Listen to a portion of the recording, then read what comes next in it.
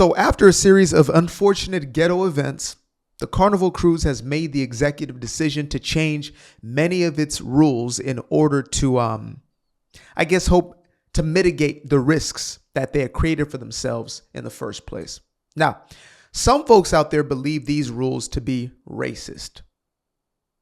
As far as I'm concerned, I think that these rules are discernment and intelligence. If you're looking to create a greater experience for all of your customers, as opposed to trying to appease a group of people who likely are going to cause more problems and more havoc than anything else, that right there to me is a phenomenal business move, especially if you're trying to clean up your brand after all the terrible PR you've been getting. And for those of y'all who have not been updated on this entire Carnival Cruise situation, go ahead and look up my old video, or my first video, actually. The only video I've really done on this entire Carnival situation, I believe is titled The Ghetto Cruise, because that's the best way I could define it. Now, here are the rules that have found themselves onto this cruise. Get this out the way. For some reason, I can't scroll on the pad. And so y'all see me doing little weird stuff like that every now and then. Anyway, let's get into these rules, and then we're going to get into a real life breakdown of exactly why these rules had to be implemented in the first place. All righty. Where we at? We on X. So all of Carnival's updated rules. Here we go. Number 1, stricter drug enforcement. Cannabis, even if legal in your home state, is banned on board under federal law. Violators face removal and permanent bans. Now, why would they come after the peaceful pot smoking hippies? Well, because they've noticed that usually when people are on these cruises indulging in such things, or worse, they act a damn fool. Simple as that. They're looking to mitigate risk. Therefore, they're going to take away as many elements as possible that may create a disastrous sort of environment. So there goes that. Is this racist? If the shoe fits, wear it. I don't see any of this as racism. I see it as, again, intelligence, discernment, and good business savvy. Let's see, youth curfew. Guests 17 and under must leave public space. I would make it 21 because unfortunately, folks, now I would make it damn near 30 for some people because age doesn't equate to maturity all the time. Guests 17 and under must leave public spaces by 1 a.m.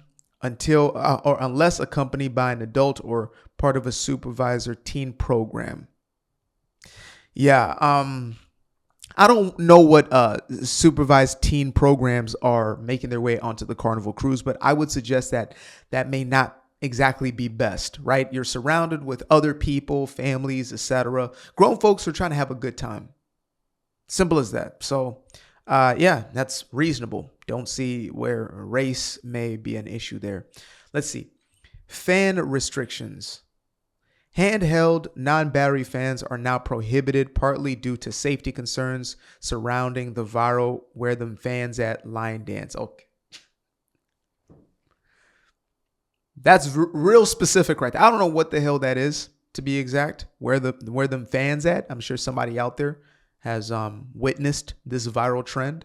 But again, it seems to be directed at some sort of issue that took place. Next, we have Bluetooth speaker ban. Okay, this one actually makes sense to me. This one makes absolute sense without me even having to read into it. Everybody walking around with their own music. I get it. You know, maybe get yourself a pair of headphones. You don't want to hear whatever music the DJ's playing on board or whatever it may be, but it's kind of what you sign up for. I hate when people have a big ass speaker and they're just playing their stuff out loud, right? Just creating noise pollution for no reason. Like, come on, bro. Come on. We all didn't sign up to listen to that. Maybe we didn't sign up to listen to whatever the DJ's playing right now, but I definitely did not sign up to listen to whatever the hell's coming out of your speaker right now. Next, we have drink package enforcement. This is a huge one. Alcohol, my goodness.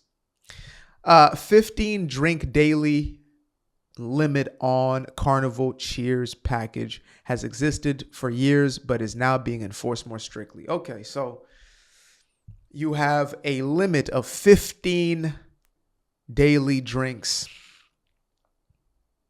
Damn. What kind of alcoholism is taking place out there? 15 drinks in a single day?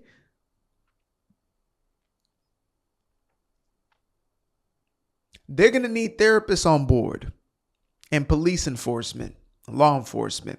Let's see. Lastly, we have reduced music genre options. I think this is the one that got to them. I think this one, the one that hurt their feelings. Let's see what we have here. Though not officially banned, hip hop and rap. Now I see why they're pissed off. I get it now.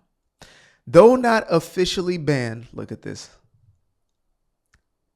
Hip hop and rap appear to be, what is this?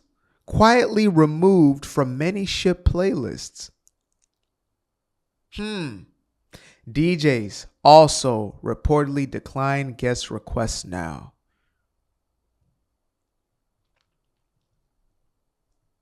Yeah, we know who that's about. We know. All of us know who that's about, including black folk out there who are sick and tired of this foolishness. Speaking of black folks who are sick and tired of this foolishness, I came across this video here and I thought that, this may be a more balanced view of why all of this is happening in the first place. Because, sometimes two voices are better than one, especially when the voice is somebody who you would suspect to actually be down with this foolishness. Turns out that many of us hate the fact that this continues to happen and that essentially there are those out there who do not care how the rest of us look when they act a damn donkey. So let's get into this. So y'all hated when people saw that cruise full of black people and they said all kind of racist remarks. But then after the cruise at the Carnival port in Galveston, people are fighting in the terminal. And a black woman on an excursion refuses to get up because she didn't have the wristband, and her child has to almost beg her to get off the boat. This is why they make the comments that they make.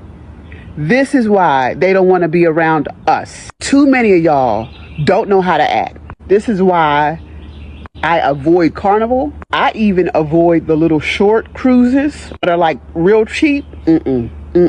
Some of y'all don't know how to leave the ghetto at home. And these are the people who raise the kids who fight the teacher. It's all related, y'all.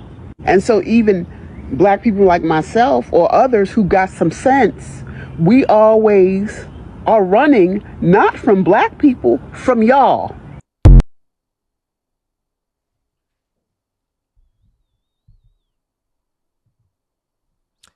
I've realized that when I speak on these issues, there's oftentimes a disconnect or a misunderstanding of why I'm doing it in the first place, right?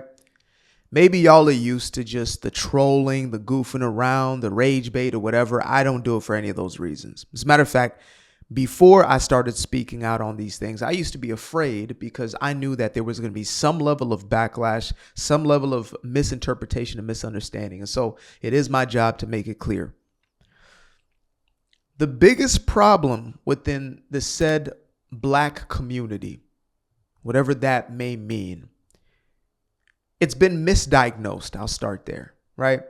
It's been attributed to racism, going all the way back to slavery, another misunderstood aspect of American history or global history. It is oftentimes attributed to the treatment of black people on the basis of blackness instead of culture.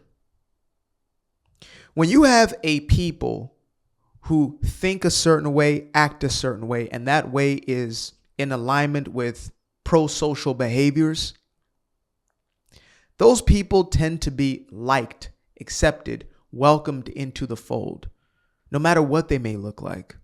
You had times in American history where Chinese Americans were seen as outsiders, maybe untrustworthy, etc., Japanese.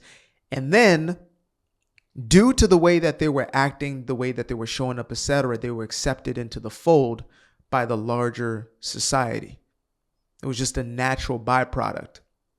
They were greater additions than they were, subtractors, to the point where now they're one of the most successful groups of people.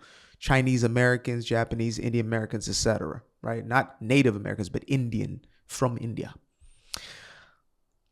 Black Americans have had an incredible history in this country where there have been times where Black folks were so incredibly impressive, especially when you look obviously northward, or those who are being educated by individuals from New England and things of that nature, who are moving down south in order to bring that same culture to their people. You have,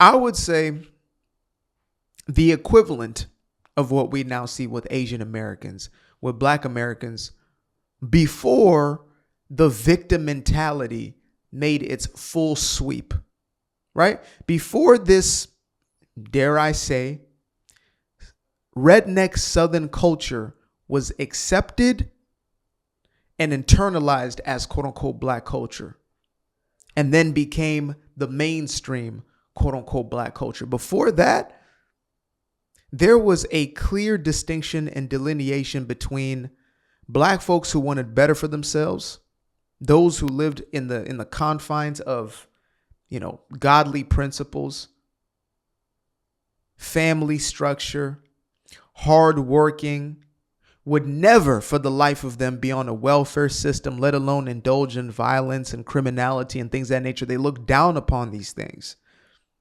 However, what happened was this: too many were silent. Too many were afraid of being labeled as sellouts of the bourgeoisie or whatever. And so they allowed those who still clung on to this redneck Southern culture, who then made their way up north, going into the city structures, going into, modern life per se, and carrying this way of being. And instead of that way of being eradicated, it then infiltrated and became the mainstream. Again, the reason I'm going this deep with it is because it is that deep. It is that deep. It's always been about ideas, because culture, at the foundation, at the very core of it, is about the ideas that you entertain, the ideas that inform your character. Who you are is based upon how you identify. How you identify is based upon the beliefs that you hold. Your beliefs are nothing more than ideas. And so when you have a group of people who hold these ideas, like, this is who I am. I'm loud, I'm aggressive, I'm abrasive. You can't tell me nothing. And then on top of that, you have a victim ideology. That right there is a formula, a recipe for disaster. That's a proper diagnosis of the problem.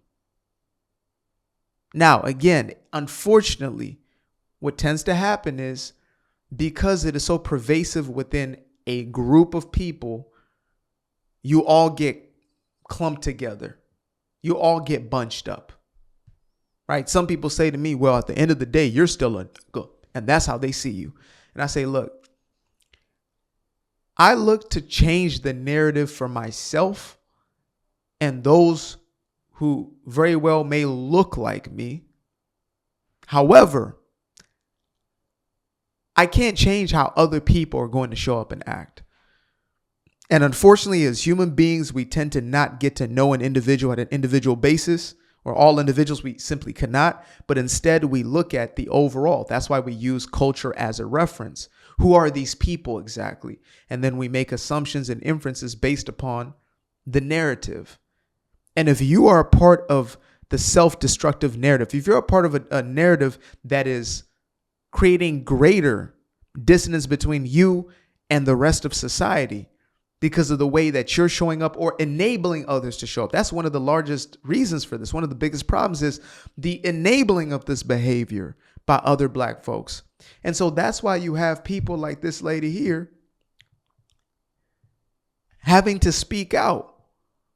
This is the correction that was supposed to take place in the household. It was supposed to be baked into the culture, but instead it's been pushed out of the culture. Accountability has been pushed out of the culture. And so the Carnival cruise is not just about, oh, look at this ghetto ass cruise. It's deeper than that. It's deeper than that. Why is it that, things that are supposed to be an escape per se, to vacate, right? You're on vacation, and yet you're supposed to deal with this. And you could almost guarantee that the people who are causing this sort of, or creating this sort of environment. Why is it that the stereotype almost always fits? It's because it's pervasive. It's been allowed. It's been accepted. It has been enabled by those who know better. And so I feel it is a responsibility for every single one of us who do know better to call it out, to speak out about it. Not in, this vitriol or hatred or whatever it is, though sometimes, I could get the jokey joke and whatever it is. But at the core of it, it's about correcting, at the very least for the kids, because, some of these so-called grown folks are they're too far gone with it. They're too far gone. You cannot tell them anything. They've accepted their place in the world, and they're going to continue to play the victim and blame the world for their own conditions. But as far as me and mine, absolutely not.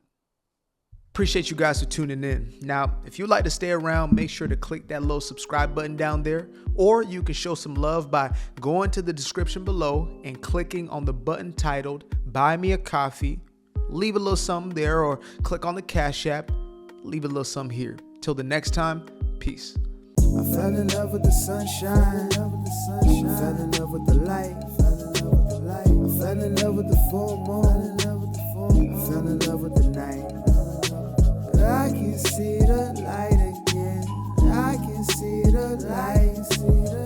You can see the life in him illuminate the night. I know the time is taking. A 3-6-5, that's a full rotation. I see you looking up, them constellations. Constantly gazing like house of praises, you get to praising.